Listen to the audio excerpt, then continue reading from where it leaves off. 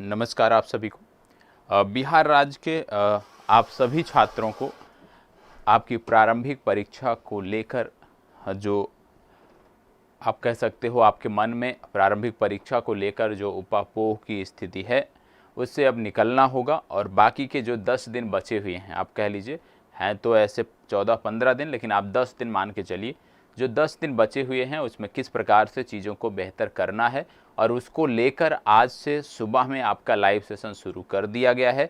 तो कृपया उस लाइव सेशन में अपनी उपस्थिति अवश्य दर्ज कराएं। रही बात करंट अफेयर्स की, करंट अफेयर्स मैगजीन को लेकर लगातार काम हो रहा है और आज भी आपके करंट अफेयर्स मैगजीन में यदि हम बात करें तो लगभग 1 घंटे 15 मिनट मैंने रिकॉर्ड किया है, बनाया है कंटेंट। कल 2 घंटे बनाया था, लगभग 3 घंटे 45 मिनट का कंटेंट बन चुका है और अभी भी जो मुझे लगता है कम से कम 2 से ढाई घंटे का कंटेंट और बनेगा, तब आपकी पूरी एक मैगजीन जो है वो कंप्लीट हो जाएगी। और प्रयास यही रहेगा कि कल आपको हर कीमत पर वो मैगजीन मैं आपको उपलब्ध कराऊं। और क्योंकि प्रयास है कि एक ही वीडियो में चीज़ें आपको दी जाएं, इस वजह से थोड़ा सा समय लग रहा है। पार्ट वाइज देना हुआ तो हम दे सकते थे, लेकिन वो उतना कारगर नहीं होता है, क्योंकि आप एक पार्ट देखते फिर आप दूसरे के लिए परेशान रहते, दूसरे के लिए आप लिंक मांगते, ठीक है। दूसरा हो सकता है 10 लोगों को मिलता है लिंक, 5 लोगों को ना मिलता। तो इसी वजह से एक ही पार्ट में देने का हमारा उद्देश्य है। तो सबसे पहले आप सभी उपस्थित हो जाएं। दैनिक करंट अफेयर्स में हम देखेंगे लगभग 3 से 4 महीने पहले की घटनाक्रम, कुछ पुराने भी हैं। तो 20 प्रश्न, 20 से 22 प्रश्न टोटल हैं और इन 20 से 22 प्रश्नों से हम अपनी तैयारी को जांचने का भी प्रयास करेंगे, क्योंकि एक तरफ तो हमने लगभग कवर कर लिया है और जो प्रश्नों के रूप में हम देखते हैं तो ज़्यादातर चीज़ें हमारी रिपीट हो रही हैं और जब वार्षिकांक हम देख लेंगे तो वहाँ से हमारी चीज़ें और बेहतर हो जाएंगी। तो करंट अफेयर्स में आपको कोई चिंता नहीं है। इतिहास कल की वीडियो और उसके बाद के अगले दिन की वीडियो यदि आप देख लेते हैं तो आधुनिक भारत का इतिहास 100% आपका कंप्लीट हो जाएगा, क्योंकि हमने ज़्यादातर जो है असहयोग आंदोलन तक लगभग पहले देख चुके हैं हम। उसके बाद के घटनाक्रम बचे हुए हैं जिन पर अब कार्य चल रहा है और अगले 2 दिनों में ये भी समाप्त हो जाएगा। एक बार आधुनिक भारत का इतिहास समाप्त हो जाए, प्राचीन भारत हमने कवर किया है बहुत अच्छे से, मध्यकालीन में थोड़ी सी कमी है, दिल्ली सल्तनत एक बार फिर से हम कवर कर लेंगे तो मध्यकालीन भी हमारा कवर हो जाएगा। इतिहास से हम फ्री होंगे तो अब जो भी दिन बचे हैं उसमें बिहार राज्य पर हमें काम करना है और साइंस पे काम करना है। तो चलिए उपस्थित हो जाएं। बाकी लोग मैथ को लेके बोल रहे हो, मैथ आपको मिलेगा। आज एक वीडियो मैंने रिकॉर्ड किया है, उम्मीद है कि आज रात्रि या कल आपको ये वीडियो मिल जाएगा, ठीक है। चले देखो क्या है कि चीज़ें सीमित हैं। एक अकेला आप जैसे खुद ही आप मेरी जगह पे आपको अपने आप को रख के देखो तो अधिकतम आप कितना कर सकते हो? 3 घंटे 4 घंटे रिकॉर्ड कर सकते हो, इससे ज़्यादा नहीं कर सकते। और यदि 3-4 घंटे रिकॉर्ड करना है तो उसके बैक हैंड में उतना काम भी करना होता है। तो मैक्सिमम आप इतना कर सकते हो। मैं जितना मैक्सिमम कर सकता हूँ, जितना आप सबके लिए दे सकता हूँ, उसके लिए मैं लगातार प्रयास कर रहा हूँ। तो चलिए अब आज के प्रश्नों को देख लेते हैं और प्रश्न काफ़ी अच्छे हैं, तो आपका प्रयास होना चाहिए कि ज़्यादा से ज़्यादा प्रश्नों का जो है सही जवाब दें। पूरा मैं आप जानते हैं नोट डाउन करके लेके आता हूं, क्योंकि क्या होता है कि प्रश्न से जुड़े फैक्ट हैं, सारे फैक्ट नहीं याद रहते हैं। प्रश्न का जवाब आपको पता है, सारे फैक्ट नहीं पता होते हैं, तो उसी को लेकर यहाँ पे काम किया जाता है कि फैक्ट नोट करके आएँ जिससे मैक्सिमम जानकारी आप तक पहुँचाई जा सके। चलिए पहला प्रश्न आपके सामने। प्रश्न क्या कह रहा है? हाल ही में किस राज्य सरकार ने प्रोजेक्ट बोल्ड लॉन्च किया है? हाल ही में किस राज्य सरकार ने प्रोजेक्ट बोल्ड लॉन्च किया है, आपको बताना है। चलिए बताइएगा, हाल ही में किस राज्य सरकार के द्वारा प्रोजेक्ट बोल्ड लॉन्च किया गया है? 4 विकल्प यहाँ पे दिए हुए हैं, उत्तर प्रदेश, उत्तराखंड, राजस्थान, छत्तीसगढ़। बताएं प्रोजेक्ट बोल्ड की शुरुआत किस राज्य सरकार द्वारा की गई है? फास्ट जवाब दीजिएगा, सभी को जवाब देना है कि प्रोजेक्ट बोल्ड किस राज्य सरकार का आप कह सकते हो प्रोजेक्ट है या किस राज्य सरकार द्वारा इसको शुरू किया गया है, बताएं। फास्ट जवाब दीजिएगा। सबसे पहली बात, प्रोजेक्ट बोल्ड है क्या, ये आपको पता होना चाहिए। तो प्रोजेक्ट बोल्ड के बारे में आपको बता दें कि रेगिस्तान में हरित जो आवरण है उसको बढ़ाने के लिए इस प्रोजेक्ट की शुरुआत की गई थी।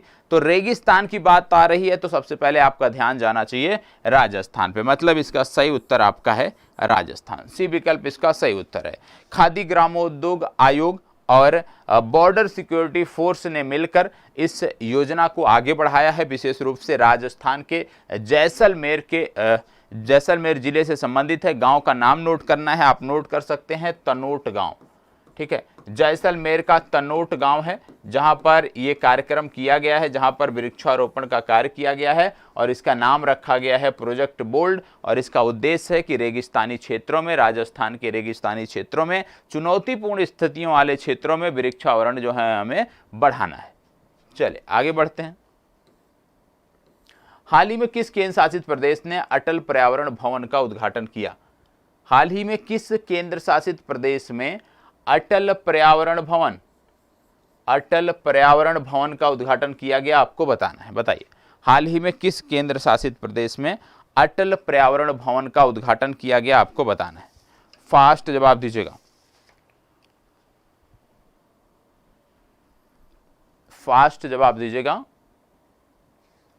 किस राज्य में अटल पर्यावरण भवन का उद्घाटन किया गया? राज्य या केंद्र शासित प्रदेश में अटल पर्यावरण भवन का उद्घाटन किया गया? सभी को जवाब देना है। देखो यहां पे बात हो रही है अटल पर्यावरण भवन की। आपको बता दें इसका उद्घाटन किया गया लक्षद्वीप में, तो इसका सही उत्तर क्या हो जाएगा? बी विकल्प आपका सही उत्तर हो जाएगा। आपको यहां पे बता दूं कि सबसे पहली बात कि पिछले दिनों पर्यावरण अनुकूल खादी प्राकृतिक पेंट लॉन्च किया गया था, और पर्यावरण अनुकूल जो खादी पेंट लॉन्च किया गया था उसको लॉन्च किया था नितिन गडकरी ने, यह भी आपको पता होना चाहिए। इसके साथ साथ बात पर्यावरण की हो रही है तो आपको याद रखना है कि यूनाइटेड नेशन ने वर्ष 2020 को जैव विविधता का सुपर वर्ष घोषित किया है, यह भी आपको याद रखना है। यूनाइटेड नेशन द्वारा वर्ष 2020 को जैव विविधता का सुपर वर्ष घोषित किया गया था, ठीक है। चलिए आगे बढ़ते हैं। अंबोली जैव विविधता विरासत स्थल किस राज्य में स्थापित करने की घोषणा की गई है? क्या बोला जा रहा है? अंबोली जैव विविधता स्थल किस राज्य में स्थापित करने की घोषणा की गई है, आपको बताना है। ये किस राज्य में स्थापित किया जाएगा, आपको बताना है। महाराष्ट्र, तमिलनाडु, तेलंगाना, उत्तराखंड। फास्ट जवाब दीजिएगा। अंबोली जैव विविधता विरासत स्थल की यहाँ पे बात हो रही है, आपको बताना है कि किस राज्य में इसको स्थापित किया जाएगा।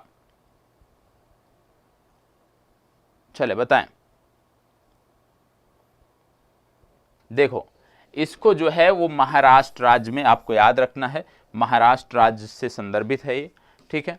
अगला आपका आता है कपास अर्थव्यवस्था में मूल्य संवर्धन और निरंतरता में तकनीकी सहयोग के लिए भारत ने किस देश से समझौता किया है? क्या बोला जा रहा है?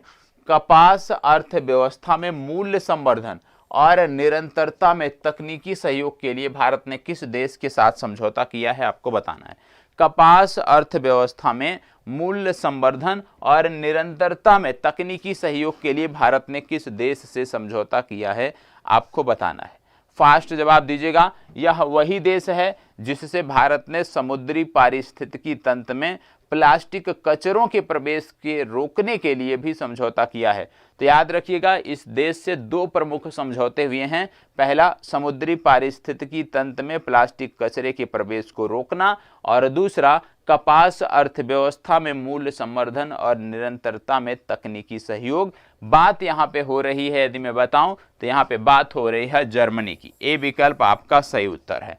फ्रांस की बात आप करते हो तो फ्रांस के संदर्भ में याद रखना है हमारा जो गगनयान मिशन है वो हम फ्रांस की सहायता से कर रहे हैं, ये आपको पता होना चाहिए। भारत फ्रांस की जब बात करते हैं तो गगनयान आपको याद रखना है। इसके साथ जब जापान की बात करते हो, भारत जापान की, तो जल संसाधन के क्षेत्र में हमने जापान के साथ MOU हस्ताक्षरित किया है, वो भी आपको पता होना चाहिए।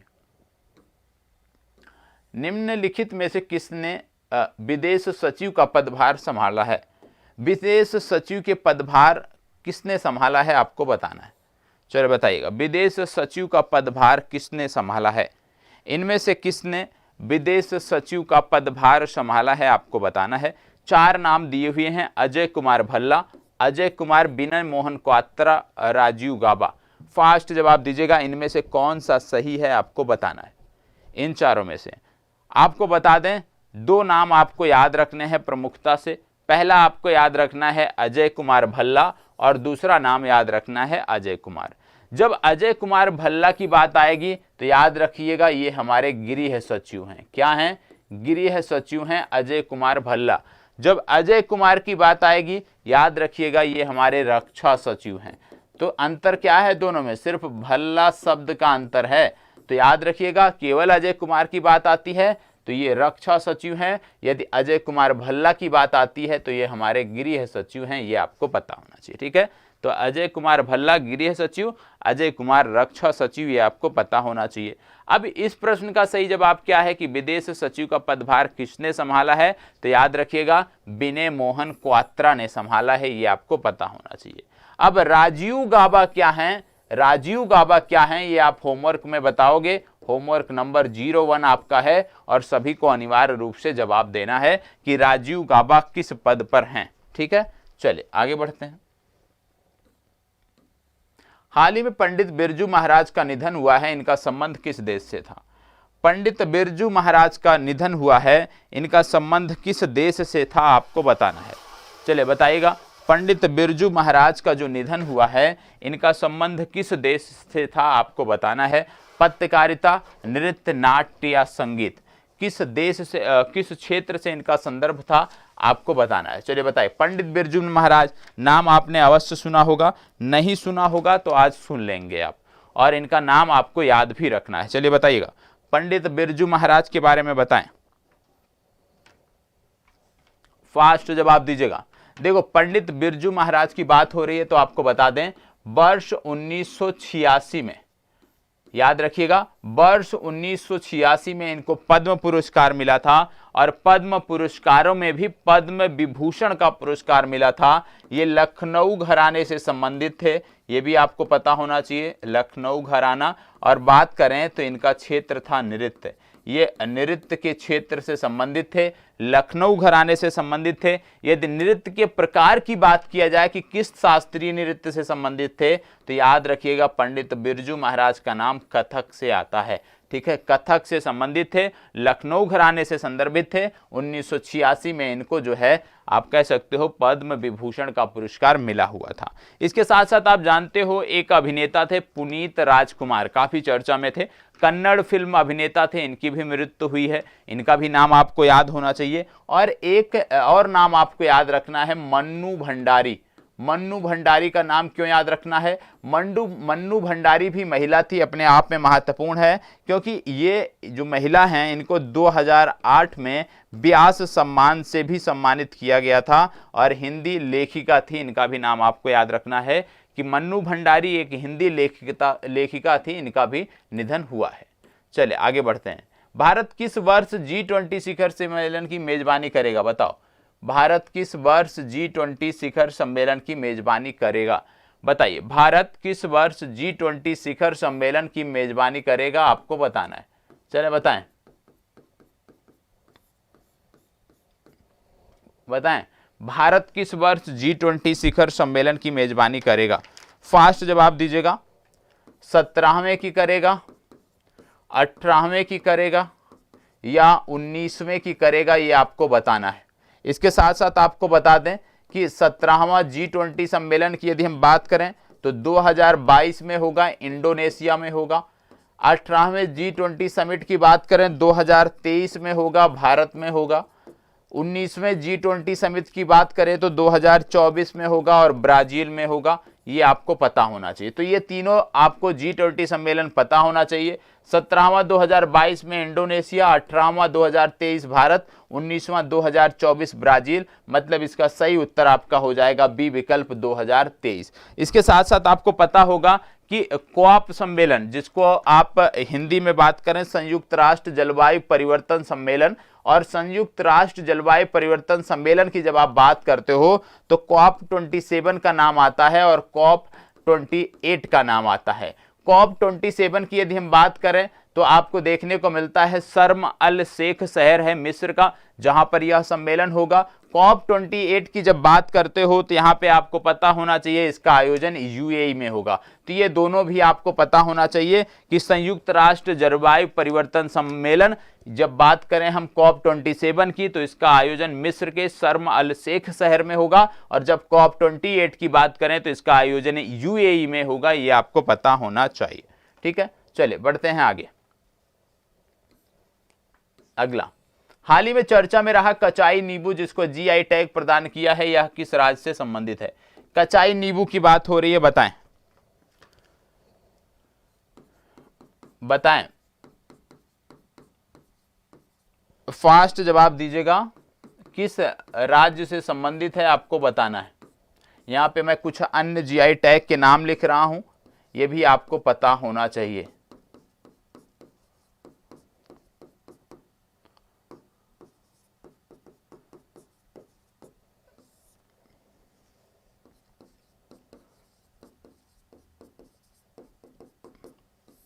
फास्ट जवाब दीजिएगा, सभी को जवाब देना है। देखो ये प्रीमियर सेशन है, ठीक है, प्रीमियर कक्षा है, और इसमें रिकॉर्डेड होती है, पहले की वीडियो रिकॉर्डेड होती है, वो आपके लिए मैं लाइव यहाँ पे देता हूँ। लगा के इसलिए प्रीमियर लगाता हूँ क्योंकि प्रश्नों का आप मतलब एक समयबद्ध तरीके से आप जवाब दे सकें, इसीलिए प्रीमियर लगाया जाता है। इसीलिए मैं आपके जो यहाँ पे प्रश्न होते हैं उनका जवाब मैं नहीं दे पाता हूँ। बताएं,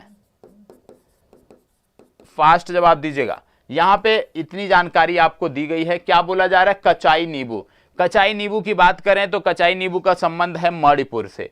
मणिपुर आपको पता होगा, मणिपुर क्यों प्रसिद्ध है? यहां पे लोकटक झील है, आपको पता होगा। लोकटक झील एकमात्र तैरता हुआ विश्व का राष्ट्रीय उद्यान जो है यहीं पे आपको देखने को मिलता है, और उस विशेष राष्ट्रीय उद्यान पे एक विशेष प्रकार का हिरण पाया जाता है जिसको बोलते हैं संगई हिरण। ये भी आपको पता होना चाहिए। और यहाँ पे जो राष्ट्रीय उद्यान तैरता हुआ है उसको बोलते हैं किबुल लामझाऊ राष्ट्रीय उद्यान। ठीक है, ये आपको पता होना चाहिए। पूर्वोत्तर भारत की सबसे बड़ी झील है लोकटक झील, ये आपको पता होना चाहिए। मणिपुर की कुछ खिलाड़ियां हैं, उनके नाम आपको पता होना चाहिए। और मणिपुर का ही है सिरारा खोम मिर्च, जिसको हाथी मिर्च बोलते हैं, इसको भी जीआई टैग मिला है।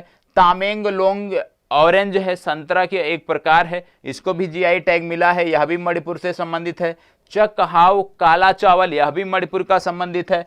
चिन्नौर चावल, ये भी आपको पता होगा, ये मणिपुर से नहीं है। चिन्नौर चावल की जब आप बात करते हो तो ये मध्य प्रदेश से संदर्भित है। फिर इसके बाद आपको देखने को मिल रहा होगा थुलमा कंबल।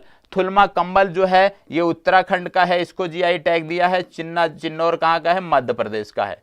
तो सिरारा खोम मिर्च, कचाई नींबू, तामेंगलोंग ऑरेंज, चकहाव काला चावल, ये सभी मणिपुर के हैं। चिन्नौर चावल मध्य प्रदेश का है, और थुलमा कंबल जो है ये उत्तराखंड का है। इन सभी को जीआई टैग मिला हुआ है, आपको पता होना चाहिए।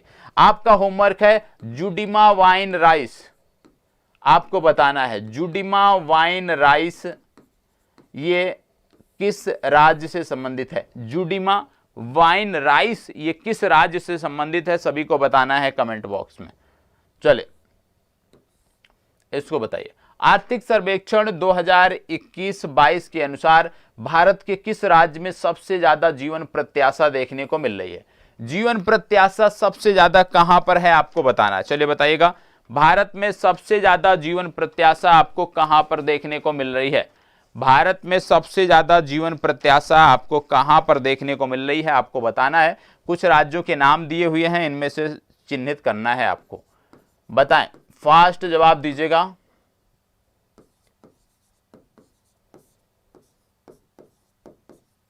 फास्ट जवाब दीजिएगा।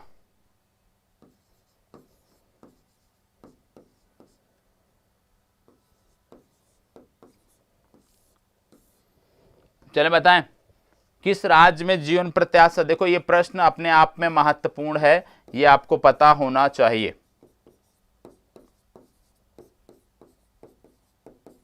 चलें देखो यहां पे आपको बता दें क्या बोला जा रहा है, सबसे ज्यादा जीवन प्रत्याशा कहां पे है? तो सबसे ज्यादा जीवन प्रत्याशा भारत के दो राज्यों में समान है, पहला है केरल, दूसरा है दिल्ली। तो सबसे ज्यादा भारत में जीवन प्रत्याशा जो है वो केरल और दिल्ली में देखने को मिलता है। कितना है? 73.5 वर्ष यहाँ पे जीवन प्रत्याशा है, ये आपको पता होना चाहिए।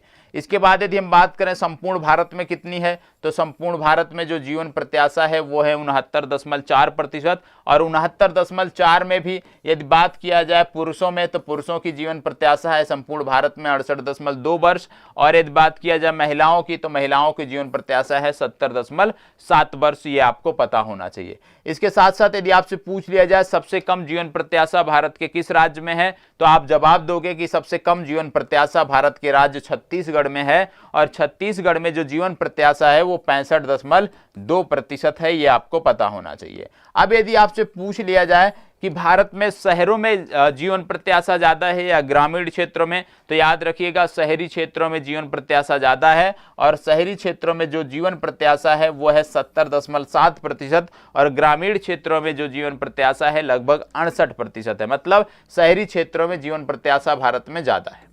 तो केरल इसका सही उत्तर होगा।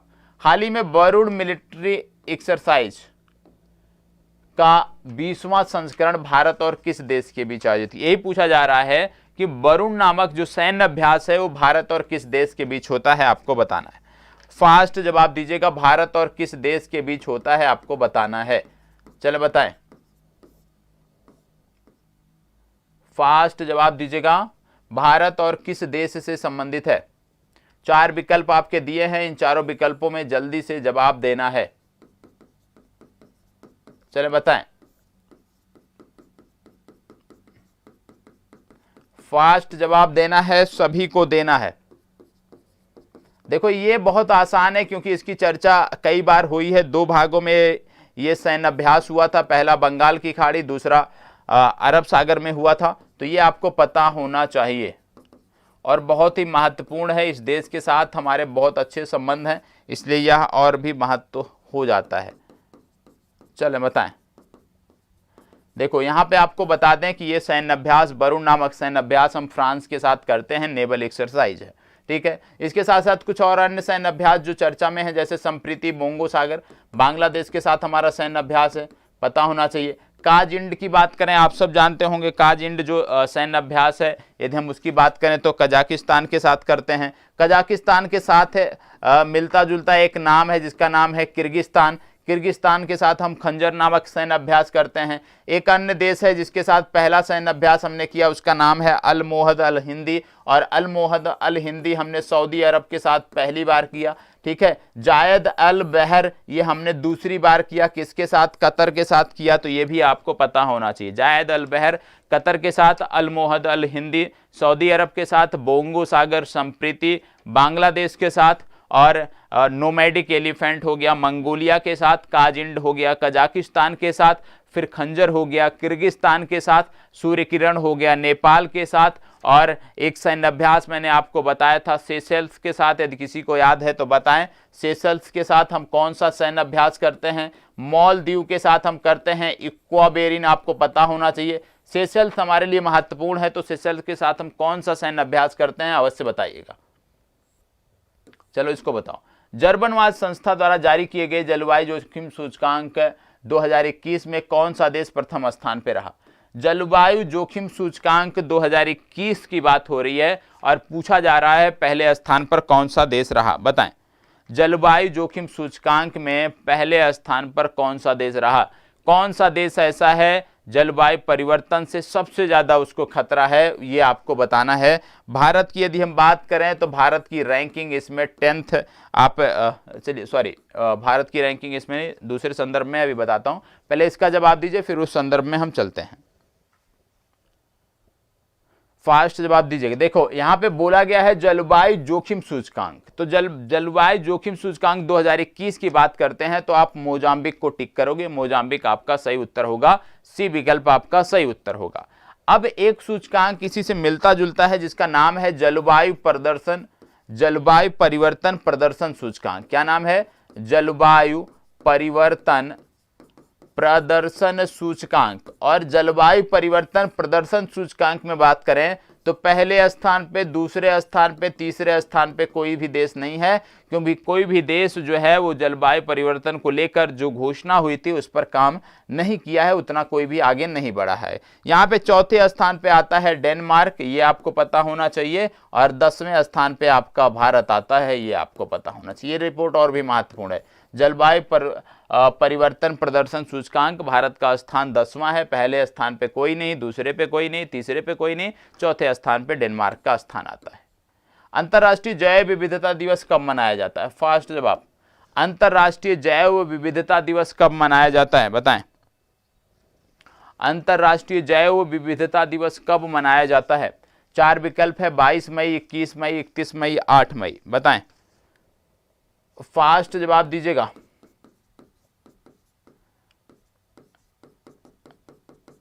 यहां पे कुछ अन्य दिवस मैं लिख रहा हूं, यदि आपको पता है तो इसको भी बताइएगा।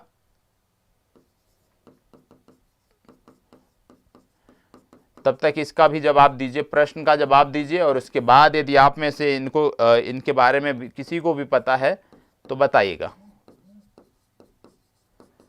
चले बताएं। देखो यहां पे बात हो रही है अंतर्राष्ट्रीय जैव विविधता दिवस की। तो अंतर्राष्ट्रीय जैव विविधता दिवस की बात करें तो प्रत्येक वर्ष हम 22 मई को मनाते हैं, ठीक है। मतलब ए विकल्प आपका सही उत्तर है, 22 मई, ठीक है। एक दिवस है जिसको बोलते हैं विश्व रेड क्रॉस दिवस। विश्व रेड क्रॉस दिवस की बात करें तो ये मनाया जाता है 8 मई को, पता होना चाहिए। अंतर्राष्ट्रीय चाय दिवस की बात करें तो अंतर्राष्ट्रीय चाय दिवस मनाया जाता है 21 मई को, ये आपको पता होना चाहिए। विश्व तंबाकू निषेध दिवस की बात करें तो विश्व तंबाकू निषेध दिवस 31 मई को मनाया जाता है, यह भी जानकारी आपको होनी चाहिए। तो आज इस प्रश्न से संबंधित इतनी ही चर्चा थी। बढ़ते हैं अगले प्रश्न पर। निम्नलिखित में से किसे मैन बुकर अंतर्राष्ट्रीय पुरस्कार 2022 से सम्मानित किया गया? मैन बुकर अंतर्राष्ट्रीय पुरस्कार 2022 से किसे सम्मानित किया गया आपको बताना है। गीतांजलि श्री, असगर वजाहत, मधु कांकरिया, रामदरस मिश्रा, बताएं। फास्ट जवाब दीजिएगा, फास्ट जवाब सभी को देना है।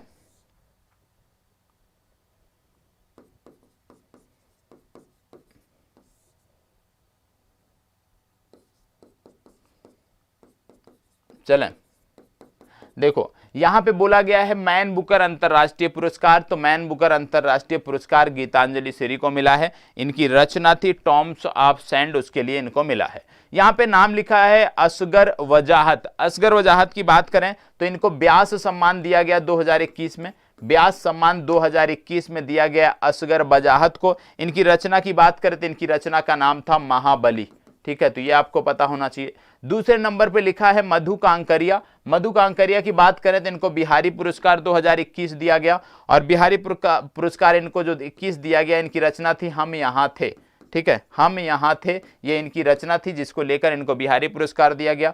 तीसरे स्थान पे लिखे हैं रामदरस मिश्रा। रामदरस मिश्रा की बात करें तो इनको सरस्वती सम्मान मिला है, सरस्वती पुरस्कार मिला है, और इनकी रचना की यदि हम बात करें तो नोट कर सकते हो, मैं तो यहाँ हूँ, मैं तो यहाँ हूँ, ये इनकी रचना है, इनको लेकर जो है सरस्वती सम्मान मिला है। और आपको बता दें, चाहे आप व्यास सम्मान की बात करो, चाहे आप बिहारी सम्मान की बात करो, चाहे आप सरस्वती सम्मान की बात करो, ये तीनों पुरस्कार जो है एक ही फाउंडेशन द्वारा दिए जाते हैं जिसका नाम है के बिरला फाउंडेशन, यह भी आपको पता होना चाहिए, ठीक है। चलिए आगे बढ़ते हैं। हाल ही में चर्चा में रहे शरद कुमार का संबंध किस खेल से है? अच्छा प्रश्न है, बताएं शरद कुमार का संबंध किस खेल से है? फास्ट जवाब दीजिएगा। लाइट चली गई है, आपके लिए गर्मी में परेशान हो रहा हूं, जवाब दीजिए, बताएं। हाल ही में चर्चा में रहे शरद कुमार का संबंध किस खेल से है? शरद कुमार का संबंध किस खेल से है आपको बताना है। आपको बता दें शरद कुमार बिहार से जुड़े हुए खिलाड़ी हैं, पैरा खिलाड़ी हैं, और इनको अर्जुन पुरस्कार दिया गया था, और अर्जुन पुरस्कार पाने वाले एकमात्र बिहार के खिलाड़ी थे इस बार ये, तो इसलिए इनका नाम आपको पता होना चाहिए। और बात हो रही है यहाँ पे शरद कुमार की, तो शरद कुमार का संबंध यदि आपसे पूछ लिया जाए तो पैरा हाई जंप से है। किससे है? पैरा हाई जंप से संबंधित हैं। अर्जुन पुरस्कार इनको मिला था, ए विकल्प सही उत्तर है। अगला नाम, हाल ही में चर्चा में रहे कृष्णा नागर का संबंध किस खेल से है? ये भी पैरा खिलाड़ी हैं, और इन कृष्णा नागर की जब बात करते हैं तो इनको राजीव गांधी खेल रत्न पुरस्कार 2021 मिला है। राजीव गांधी खेल रत्न पुरस्कार 2021 इनको मिला है, पैरा खिलाड़ी हैं, इसलिए ये महत्वपूर्ण है। इनका खेल बताएं। किस खेल से संबंधित हैं, और आपको बता दें ये राजस्थान से संबंधित हैं और इनका खेल है पैरा बैडमिंटन। ए विकल्प सही उत्तर है। ठीक है, तो ऐसे खिलाड़ियों का नाम आपको पता होना चाहिए। इसको बताओ, हाल ही में चर्चा में रहे डेविड जूलियस को किस क्षेत्र में नोबेल पुरस्कार से सम्मानित किया गया। डेविड जूलियस की बात हो रही है कि किस क्षेत्र में इनको नोबेल पुरस्कार दिया गया, आपको बताना है। इनके साथ एक अन्य लोग थे जिनका नाम था अर्देन पटापाउटियन। पटापाउटियन, ये नाम आपको पता होना चाहिए। अर्देन पटापाउटियन ये नाम है, ये नाम आपके लिए महत्वपूर्ण है, तो आपको याद रखना है। डेविड जूलियस के साथ अर्देन पटापाउनियन को ये पुरस्कार दिया गया। और यहाँ पे जब हम बात करते हैं कि ये क्षेत्र कौन सा है, तो आपको याद रखना है ये क्षेत्र है चिकित्सा। बी विकल्प सही उत्तर है। चिकित्सा के क्षेत्र में ये पुरस्कार दिया गया डेविड जूलियस और अर्देन पटापाउटियन को, तो ये दोनों आपको याद रखना है चिकित्सा के क्षेत्र में। ठीक है, चलिए आगे बढ़ते हैं। तीसरे राष्ट्रीय जल पुरस्कार में किस जिले को पूर्वी जोन में प्रथम स्थान प्राप्त हुआ, बताएं। फास्ट जवाब दीजिएगा। तीसरे राष्ट्रीय जल पुरस्कार में किस जिले को पूर्वी जोन में प्रथम स्थान प्राप्त हुआ। फास्ट जवाब, समय नहीं लेना है। फास्ट जवाब, ये जिला है पूर्वी चंपारण, याद रखिएगा। आगे बढ़ते हैं, इसको बताओ। वर्ष 2022 के लिए प्रभा अत्रे को पद्म विभूषण सम्मानित किया गया, इनका संबंध किस क्षेत्र से है। प्रभा अत्रे की बात हो रही है, वर्ष 2022 में इनको पद्म विभूषण से सम्मानित किया गया, इनका संबंध किस क्षेत्र से है आपको बताना है, बताइएगा। प्रभा अत्रे का संबंध किस क्षेत्र से है। 4 विकल्प हैं, साहित्य, शिक्षा, सिविल सेवा, सार्वजनिक मामले या कले। प्रभा अत्रे का संबंध किससे है, क्योंकि इनको पद्म विभूषण मिला है 2022 का, इसलिए इनका नाम पता होना चाहिए। आपको बता दें प्रभा अत्रे का जो संबंध है वो कला के क्षेत्र से है। ठीक है, चलिए आगे बढ़ते हैं। भारत का पहला पशु स्वास्थ्य शिखर सम्मेलन कहाँ आयोजित किया गया। अच्छा प्रश्न है। भारत का पहला पशु स्वास्थ्य शिखर सम्मेलन कहाँ आयोजित किया गया। भारत का पहला पशु स्वास्थ्य शिखर सम्मेलन कहाँ आयोजित किया गया, बताएं। भारत का पहला पशु स्वास्थ्य शिखर सम्मेलन कहाँ आयोजित किया गया। नई दिल्ली, मुंबई, आगरा, बेंगलुरु, बताएं। नोट कर लीजिएगा, ये नई दिल्ली में आयोजित किया गया। ए विकल्प सही उत्तर है। इसको बताओ, राज्य खाद्य सुरक्षा सूचकांक 2021-22 में केंद्र प्रदेश की श्रेणी में कौन सा केंद्र शासित प्रदेश प्रथम स्थान पे रहा। राज्य खाद्य सुरक्षा सूचकांक की बात हो रही है और बोला जा रहा है केंद्र शासित प्रदेशों की श्रेणी में कौन सा टॉप पे रहा या शीर्ष पे रहा, तो आपको बताना है। फास्ट जवाब दीजिएगा। चंडीगढ़, लक्षद्वीप, दिल्ली या जम्मू कश्मीर। फास्ट जवाब दीजिएगा। देखो, इसका सही उत्तर है जम्मू कश्मीर। ठीक है, चलिए आगे बढ़ते हैं। राज्य ऊर्जा और जलवायु सूचकांक 2022 में केंद्र शासित प्रदेश में कौन सा टॉप पे रहा। राज्य ऊर्जा और जलवायु सूचकांक 2022 की बात हो रही है, इसमें कौन सा केंद्र शासित प्रदेश टॉप पे रहा है। केंद्र शासित प्रदेशों की श्रेणी में आपको बताना है। देखो, इसका मतलब ये नहीं है कि सिर्फ यही जरूरी है, इसका मतलब है कि राज्य ऊर्जा और जलवायु सूचकांक आपको बताया गया है, नहीं बताया गया है, वार्षिकांक में मिलेगा तो उसको नोट कर लेना है। और उसमें बड़े राज्यों की श्रेणी भी देख लेनी है, छोटे और पर्वतीय राज्यों की श्रेणी भी रट जानी है, और केंद्र शासित प्रदेशों की भी। यहाँ पे यदि हम बात करें तो इसका सही उत्तर है चंडीगढ़। बी विकल्प इसका सही उत्तर है। इसको बताइएगा, निम्नलिखित में से कौन सा राज्य राष्ट्रीय खाद्य सुरक्षा अधिनियम के कार्यान्वयन में टॉप पर रहा। राष्ट्रीय खाद्य सुरक्षा अधिनियम के कार्यान्वयन में कौन सा राज्य टॉप पर रहा, आपको बताना है। राष्ट्रीय खाद्य सुरक्षा, बताएं, अधिनियम के कार्यान्वयन में कौन सा राज्य टॉप पर रहा, आपको बताना है। 4 राज्य दिए हुए हैं, उत्तर प्रदेश, आंध्र प्रदेश, ओडिशा। देखो, ओडिशा यहाँ पे बार बार गलत होता है, उड़ीसा अब नहीं बोलते हैं, अब ओडिशा बोलते हैं। ठीक है, तो इसको आप करेक्ट कर लिया करें अपने स्तर से। तो आपको बता दें इसमें ओडिशा जो है ये टॉप पर रहा है। सी विकल्प आपका सही उत्तर है। चलिए आगे बढ़ते हैं। आज का अभ्यास प्रश्न क्या है। स्वच्छ सर्वेक्षण रिपोर्ट 2021 के अनुसार 100 से कम शहरी स्थानीय निकाय वाले राज्यों की श्रेणी में सबसे स्वच्छ राज्य का अवार्ड किसे मिला। स्वच्छ सर्वेक्षण रिपोर्ट 2021 के अनुसार 100 से कम शहरी स्थानीय निकाय वाले राज्यों की श्रेणी में सबसे स्वच्छ राज्य का अवार्ड किसे मिला, आपको बताना है। यह आज आपका अभ्यास प्रश्न है। इसका जवाब सभी को अनिवार्य रूप से देना है। कमेंट बॉक्स में जवाब सबके आ जाने चाहिए। और इसके साथ साथ अभी भी कुछ लोग लापरवाही कर रहे हैं, करंट अफेयर्स को लेकर लापरवाही मत करिए। यही आपके प्रारंभिक परीक्षा में निर्णायक भूमिका में है, तो इसमें कोई कमी मत करिएगा। बाकी मेरे स्तर से, हमारे स्तर से, संस्थान के स्तर से इन चीज़ों में कोई कमी नहीं होगी, ठीक है। तो अपने स्तर से भी कमी मत होने दीजिएगा। जिस ऊर्जा के साथ हम आपके साथ लगे हुए हैं, आपकी भी जिम्मेदारी है कि उसी ऊर्जा के साथ चीज़ों को आगे लेकर चलें। सुबह 9 बजे की क्लास अनिवार्य है, अवश्य उपस्थित रहिएगा, ठीक है। बाकी कोई भी डाउट होता है कमेंट बॉक्स में आप सबमिट कर सकते हैं। चलिए, धन्यवाद, बहुत बहुत आभार आप सभी का।